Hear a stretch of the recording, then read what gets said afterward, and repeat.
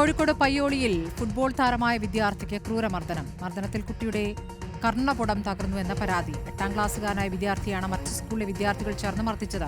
School ഗ്രൗണ്ടിൽ വെച്ച് football കളിച്ചതിനായിരുന്നു മർദ്ദനം. ഹൈസ്കൂളിന് മുറ്റത്ത് കുറച്ചങ്ങോട്ട് വേറൊരു കട്ട് റോഡുണ്ട്, ആൾക്കാരൊന്നും ഇല്ലാത്ത അധികം. ആടെ കൊണ്ടുപോയിട്ട് അടിച്ച്. അങ്ങോട്ടേക്ക് പോകാൻ പറഞ്ഞു?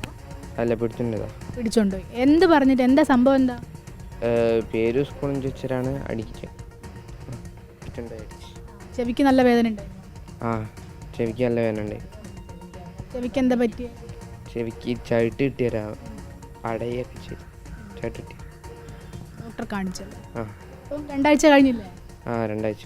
ഇപ്പം സുഖമുണ്ടോ? ആ, ഇപ്പം കുഴപ്പമില്ല. ഗുളികയെല്ലാം ഉണ്ട്? ആ, ഉണ്ട്. വൈകി 1-ാം തീയതി അന്ന് തന്നെ സ്റ്റേഷനിൽ പരാതി കൊടുത്ത് ആ പരിസരത്തുള്ള കുട്ടികളാണ്. സ്റ്റേഷൻ്റെ സ്കൂളെല്ലാം അടുത്തടുത്തായിട്ടാണ് പയ്യോളി. അവിടെ തന്നെയുള്ള കുട്ടികളാണ് 4 കുട്ടികളും. നമുക്കൊരു പ്രതികരണം ആടുന്ന് ഉണ്ടായില്ല. അതിനുശേഷം നമ്മൾ SP ഓഫീസിൽ പോയി വടകര. അതിനുശേഷം കേസായി.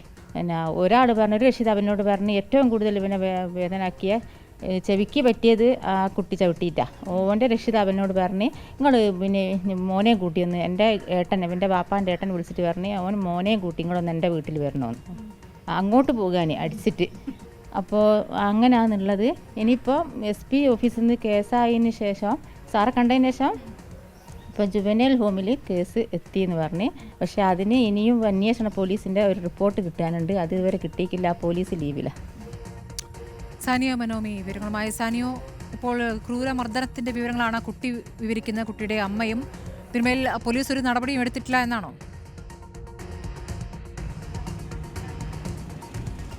അതായത് സ്മൃതി, സംഭവം ഉണ്ടായത് ഫെബ്രുവരി 1-ാം തീയതിയാണ്. 2-ാം തീയതി തന്നെ ഇവർ പരാതി കൊടുക്കുന്നുണ്ട്. പക്ഷേ 13-ാം തീയതി വരെ കാത്തിരുന്നിട്ടും ഇവരുടെ പരാതി സ്വീകരിക്കാൻ പോലീസ് തയ്യാറായില്ല എന്ന ഗുരുതരമായ ആരോപണമാണ് ഇവർ ഉന്നയിക്കുന്നത്. അതിനുശേഷം 13-ാം തീയതി ഇവർ SP ഓഫീസിൽ നേരിട്ടെത്തി പരാതി കൊടുത്തതിന് ശേഷമാണ് കേസെടുക്കാനെങ്കിലും പോലീസ് തയ്യാറായത് എന്ന് പറയുന്നുണ്ട്. അതിനിടയ്ക്ക് ഈ കേസ് പിൻവലിക്കണമെന്നാവശ്യപ്പെട്ടുകൊണ്ട് സമ്മർദ്ദം ചെലുത്തിക്കൊണ്ട് നിരവധി ആളുകൾ ഈ രക്ഷിതാക്കളെ വിളിക്കുന്നതായും അവരുടെ രക്ഷിതാവ് ഇപ്പോൾ പറയുന്നുണ്ട്.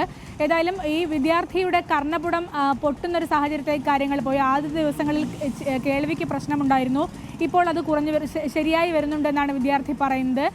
അതായത് ഇത് അടിക്കാനുള്ള കാരണമായി വിദ്യാർത്ഥി പറയുന്നത് അവരുടെ സ്കൂൾ ഗ്രൗണ്ടിൽ വെച്ച് കളിച്ചു എന്നുള്ളതാണ്, ഫുട്ബോൾ കളിച്ചു എന്നുള്ളതാണ്. ഈ വിദ്യാർത്ഥി മറ്റൊരു സ്കൂളിലെ വിദ്യാർത്ഥിയാണ്. അതുകൊണ്ട് തന്നെ എന്തിനാണ് ഞങ്ങളുടെ ഗ്രൗണ്ടിൽ വെച്ച് കളിച്ചതെന്ന് ചോദിച്ചുകൊണ്ടാണ് അടിച്ചതെന്നാണ് നമ്മൾ മനസ്സിലാക്കുന്നത്. ഏതായാലും ജുവനൈൽ ജസ്റ്റിസ് ബോർഡ് ഈ വിഷയത്തിൽ ഇടപെട്ടിട്ടുണ്ടെന്ന് മനസ്സിലാക്കുന്നു. പോലീസ് ഒരു റിപ്പോർട്ട് കൊടുക്കാനുണ്ട്. പക്ഷേ ആ റിപ്പോർട്ട് കൊടുക്കാൻ വേണ്ടി അവരുടെ ഈ പോലീസ് ഇപ്പോൾ അന്വേഷണ ഉദ്യോഗസ്ഥൻ ഇപ്പോൾ ലീവിലാണ് എന്നൊരു അറിയിപ്പാണ് രക്ഷിതാക്കൾക്ക് കിട്ടിയിരിക്കുന്നത്.